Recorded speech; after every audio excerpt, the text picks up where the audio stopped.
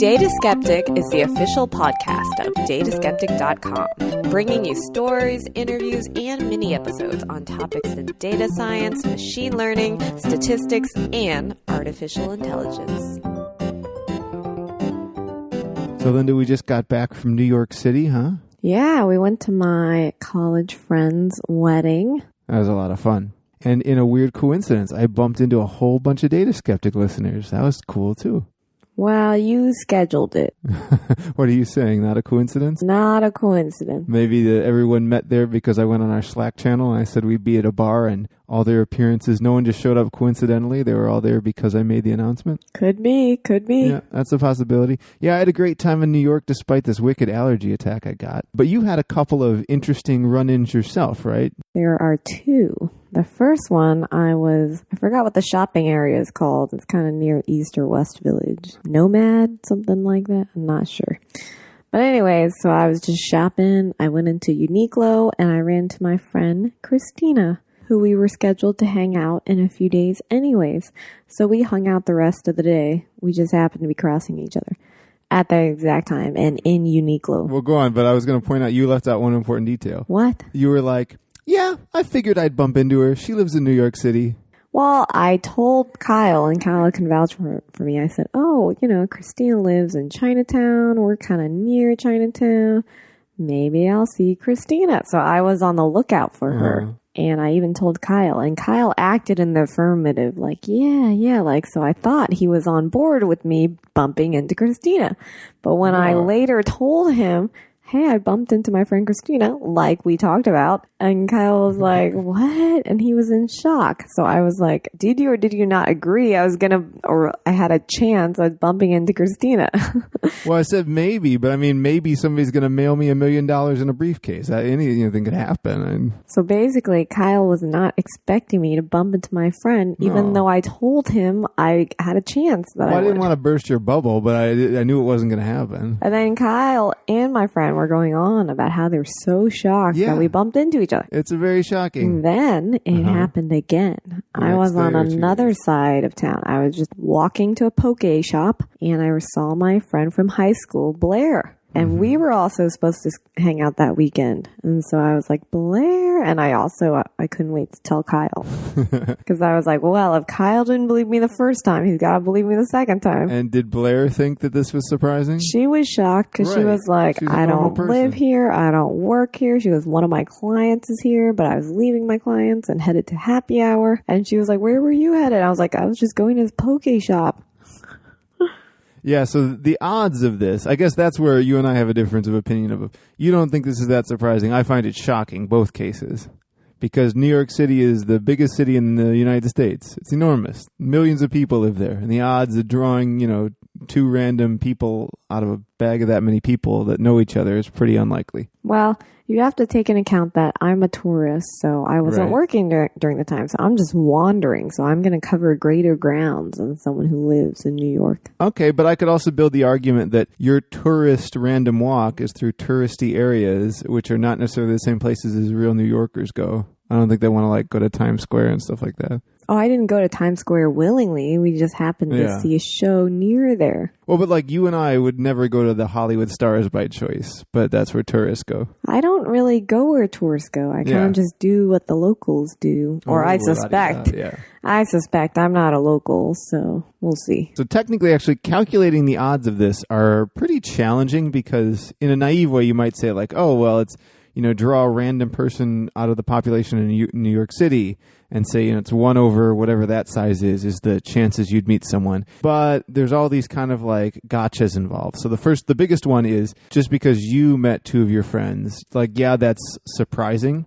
But there are so many people in New York passing so many strangers on the street that in terms of just multiple comparisons, it's very likely that in New York, in any given day, somebody is going to have a chance encounter. What's surprising is that it was you, right? Because it's a rare event. Well, I just want to bring up something that you don't believe in, which is horoscopes. Correct. I was born somehow related to Jupiter, which is to say I'm lucky.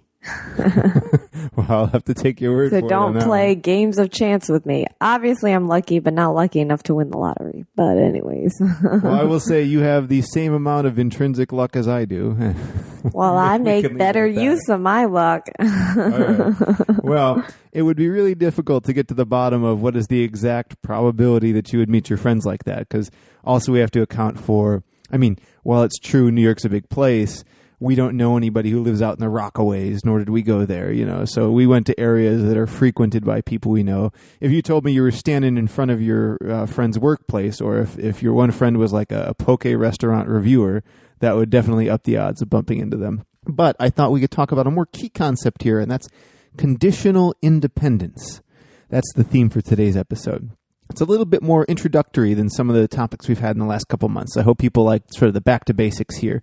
Do you know much about conditional independence? Conditional. I interpret that as A or B. And if something, then something. That's right. So you have regular probability. For example, what is the probability on a given day you're going to eat a pastry that's like either a cake or a cupcake? Cupcakes more. Pastry? Did you say No, let's just stick with cake, because I know you and pastries. Okay, so cake, I don't really eat cake that much, but Right. I might eat a cupcake if I geographically happen to be nearby and feel like it. So just your random walk through life, you might get some cupcakes once in a while. Shall we say there's like a 1% chance on a given day you're going to eat a cupcake? Sure. Now, what about when you're out of town? We're on, specifically, not just that you're with me at a conference, but maybe we're on vacation, or we're at, a working vacation and visiting some clients some days, doing some vacation stuff like that. Are the odds higher or lower or the same that you might get a nice cupcake or something? It's definitely higher than I would eat baked goods. Yeah. So we can guess it's higher than I might eat cake. Your cake eating habits are conditionally dependent upon whether or not you're in or out of town. If it was very important to me to predict whether or not you were going to eat a piece of cake today, and I could learn whether or not you were in town today, that would be informative, right? I would be able to make a better guess. Given that information, it's useful to me. Mm-hmm. That's conditional dependence. Now let's get to conditional independence, where there's a variable in the middle. We, like you said, our main purpose of the New York trip was to attend this awesome wedding we were at. Any other favorite details of the wedding? It was in the New York Athletic Club. Yeah, that was cool. And a very classy wedding. It super was, yeah. We got to go out and look over Central Park there. I had a great time, and I had a great piece of cake. You had a piece too, right? Yeah, it was from Magnolia Bakery. Now, what are the chances you're going to eat a piece of cake given that we're at a wedding? Well, they're serving it to me, and it takes effort to say no. So I'd probably just eat it. Yeah, but I mean, we there's also we've been at maybe one or two weddings where the cake was basically just like a Ralph's sheet cake.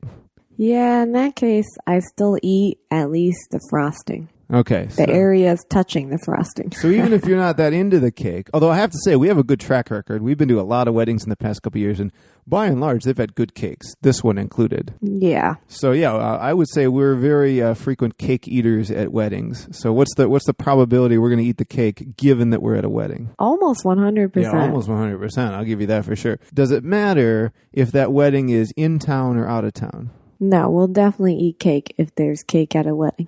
But wait a minute. You said that whether you're in town or not depends on if you're going to eat a slice of cake.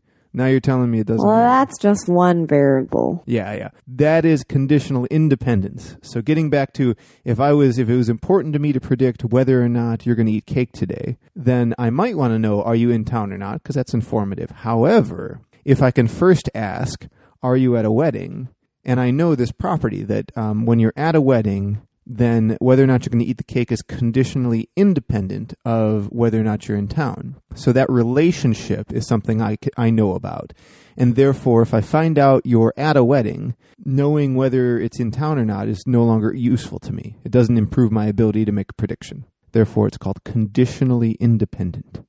That probably feels kind of obvious. Would you say that feels obvious? I don't say obvious. I would just say I could see where that makes sense. Do you know why that might be useful? Something with probability? You're definitely on the right track, yeah. It's useful in many ways, in any type of statistical model. The one I'm most fond of is something called a Bayesian network.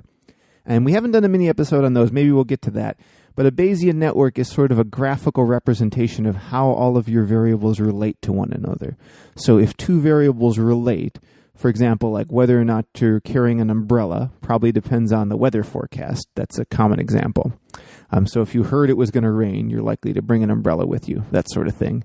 Now, it's not 100%, right? They're just conditionally related. So you would draw a link between those two variables. But then something that is independent, like how much gas you have in your car, totally irrelevant. So, or I mean, you could build a small argument that those are related in some way, but by and large, that's independent. So knowing whether, what your gas gauge says is not going to tell me anything about whether you're carrying an umbrella or not. So I wouldn't link those two variables. And when you link all the variables, it allows you to do much faster statistical inferencing. And when you have properties like conditional independence, it can help you eliminate what variables you need to know. So if it's expensive or time-consuming to observe certain things and you know they're not going to matter anyways, you don't go get them. Or if they are valuable, maybe you can calculate the expected utility from knowing them, the value of that information. So describing your problem statistically can give you a lot of advantages. And this property of conditional independence can give your model a very nice structure where you can not worry about certain variables when they won't help you inference in any way. What I heard from that was that this is basically how you think. Yeah, I try. You really I do. try to eliminate things that you deem aren't important. Oh, you've been noticing? Yes, yeah, yes. Tell me about it. The only thing is sometimes I do think you might miss out on some of the things that you claim aren't important. Well, that's why I have you. But then other people like me pick up on that. So just because you eliminate it doesn't mean it's not important. So I just want to emphasize that. Is this a passive-aggressive moment? Is there something you want to say? No, I just want to say there's value in everything. Some kind of value may not be a value to what you're trying to achieve in that moment, but there may be value later. Is this about me not caring where we go on our next vacation? Oh, I don't mind. I could just get to pick. Yeah. But I asked you to think about it, so you still don't care? Okay. No, I have it someplace I can give a talk maybe, but other than that, it's fine. Oh, well, a talk, I don't know. It's probably not going to be Asia then. Well, you never know. That it could be like the expat community, or most of Asia is bilingual to my understanding. Most? That's quite a stretch. If you're considering China and you're saying most of China knows English, I would say no. All right, I definitely stand corrected. Let me rephrase that. Most of the people we might bump into. Actually, I don't know even about that. Forget the whole Well, you're white, so they might just gravitate towards you. Well, I don't think they're going to speak Mandarin to me, yeah. Well, anyway, Linda, I'll keep thinking about that in case there's a deeper lesson there I need to absorb. In the meantime, who do you want to coincidentally, serendipitously meet next on the street? I didn't have any goals. No goals. It's LA, so I feel like most of the people I want to see, I just schedule time with them. In LA, I would say it's less likely to bump into someone just because everyone's in their own bubble and neighborhood. So unless you're in their neighborhood, it's just less likely you're going to run into them, obviously. Whereas New York is, I'm sure New Yorkers are going to disagree, so small in terms of the area. Maybe this is your unknown superpower. You're able to bump into people. But it only works up to C-list celebrities. You can't bump into anybody actually famous. Yeah, that was my one downer. I kept telling Kyle, I was like, there's no one famous. Although other times I've been in New York, I have seen someone A, B, or C list. I tend to only recognize women. That's what I'm getting at. Well, anyways, thank you as always for joining me, Lindy. Okay, well, thank you. And thank you to Yoshi. She's here with us, but being very quiet. Yeah, Yoshi the bird kept quiet through this whole She's recording. napping. That's a rare thing for her. Usually she doesn't get to be in the studio with us. So I'm sure our audience is thankful as well. Yeah, people do not like when she's on the recordings. So if and she hasn't been there for years now, actually. If you guys are thankful, just say Yoshi. Yeah, you can like her on Facebook or something. Thanks as always, and to the rest of you guys, keep thinking skeptically of and with data. Quick note before we end the show. I want to thank datasociety.co for their support. You should check them out at datasociety.co/dataskeptic.